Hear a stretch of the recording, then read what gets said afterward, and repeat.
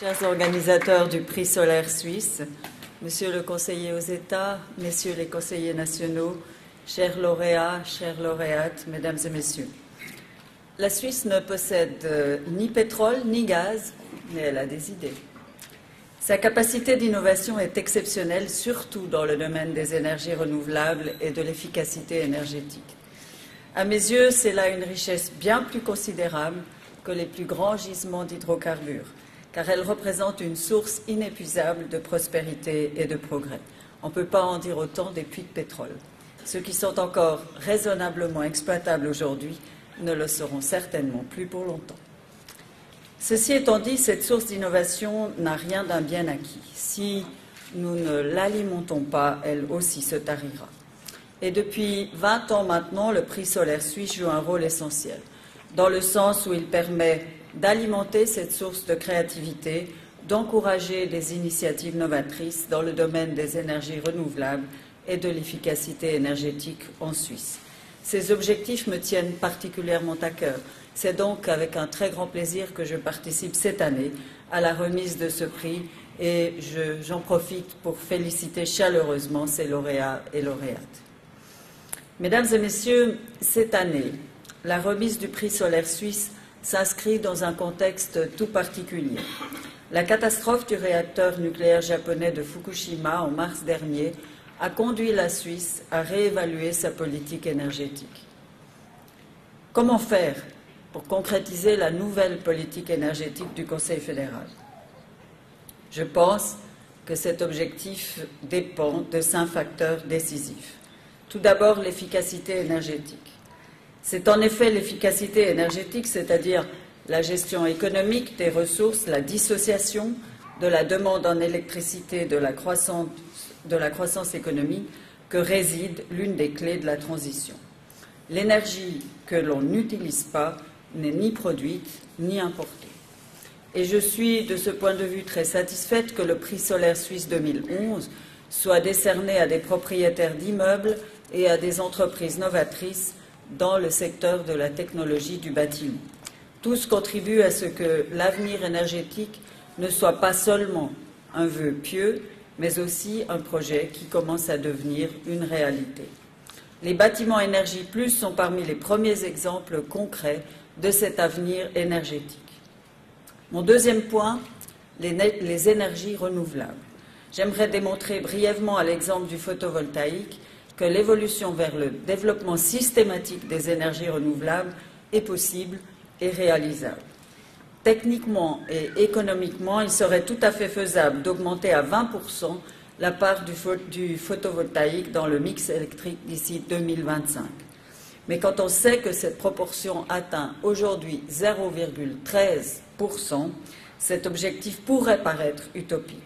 On nous dit en effet, ou certains nous disent en effet, le développement du photovoltaïque nécessiterait de construire des centrales solaires d'une puissance de 14 gigawatts.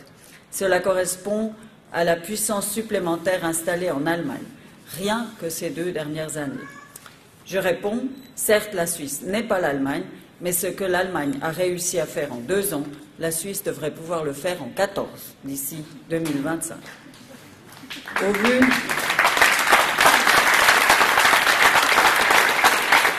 vu de la chute des coûts de production et de l'augmentation de la puissance des installations photovoltaïques ces dernières années, la constitution d'un parc photovoltaïque serait tout à fait réalisable sur le plan financier.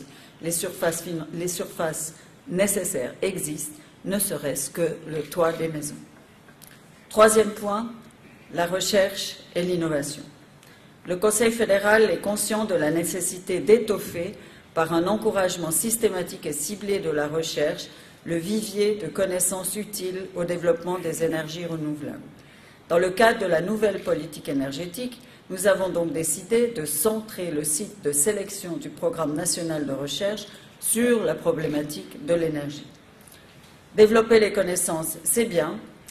Encore faut-il faciliter le transfert des savoirs et des technologies des instituts de recherche et d'enseignement vers les entreprises.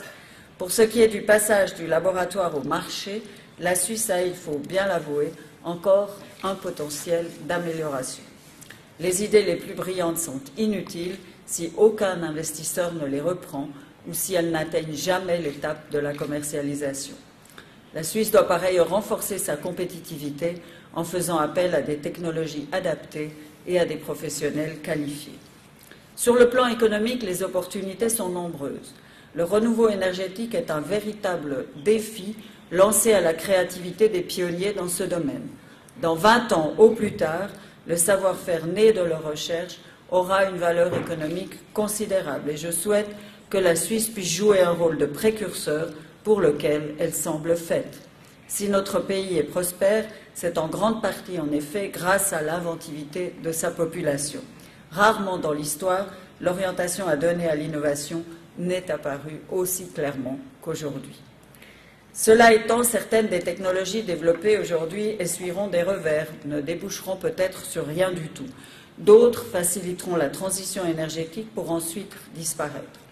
Mais certaines donneront naissance à de nouvelles technologies, plus performantes, et qui marqueront le paysage énergétique des générations futures. Pour rester enfin dans le domaine des projections, osons imaginer des centrales géothermiques générant de l'électricité et de la chaleur à des milliers de mètres sous terre, ou encore des centrales solaires flottantes construites sur les lacs de barrage. En combinant ces sources d'énergie avec des technologies actuelles comme le photovoltaïque ou l'énergie éolienne, nous pouvons déjà durablement changer notre bouquet énergétique. Quatrième point, la coopération internationale. En tant que ministre des Affaires étrangères de la Suisse, j'ai à cœur de rappeler les implications internationales d'une politique énergétique orientée vers l'avenir. À terme, malgré toute la créativité et l'innovation dont ce pays est capable, nous ne pourrons pas nous passer de la coopération internationale, ne serait-ce qu'en raison du grand nombre d'imbrications concrètes qui lient les États, par exemple dans le domaine des flux énergétiques transfrontaliers. Les scénarios autarciques reflètent non seulement une méconnaissance de la réalité, mais ils sont également contre-productifs sur le plan de la politique économique. Chaque pays a des avantages comparatifs et peut bénéficier des échanges avec l'étranger. Prenons par exemple les centrales suisses de pompage-turbinage. Ces centrales représentent aujourd'hui la seule technologie de stockage de l'électricité actuellement disponible à grande échelle.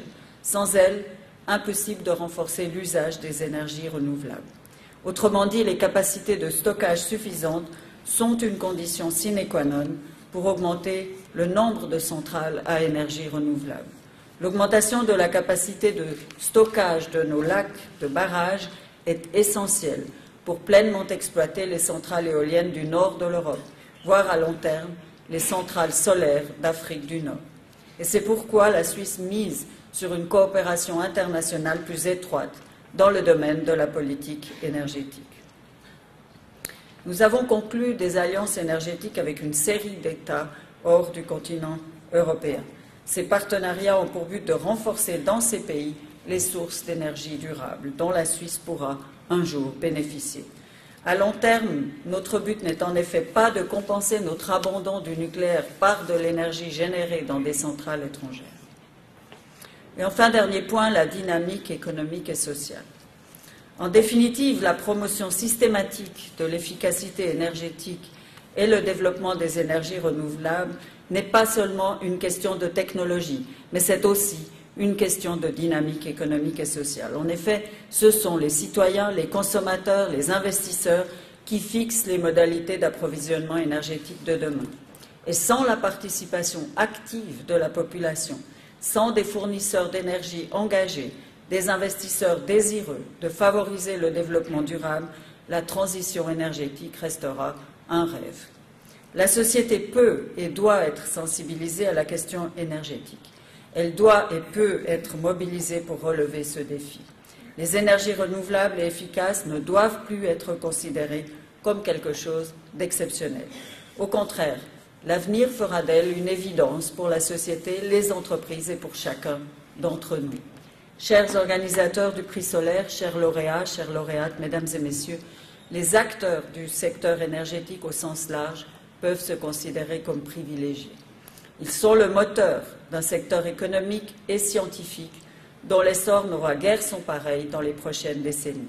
Ils seront au cœur des mutations fondamentales qui nous attendent. Les enjeux sont énormes. les opportunités le sont également. Je souhaite que le prix Solaire suisse existe encore longtemps, qu'il continue à récompenser de nombreux esprits inventifs. L'avenir nous réserve sans aucun doute, bien encore, des surprises. Je vous remercie de votre attention.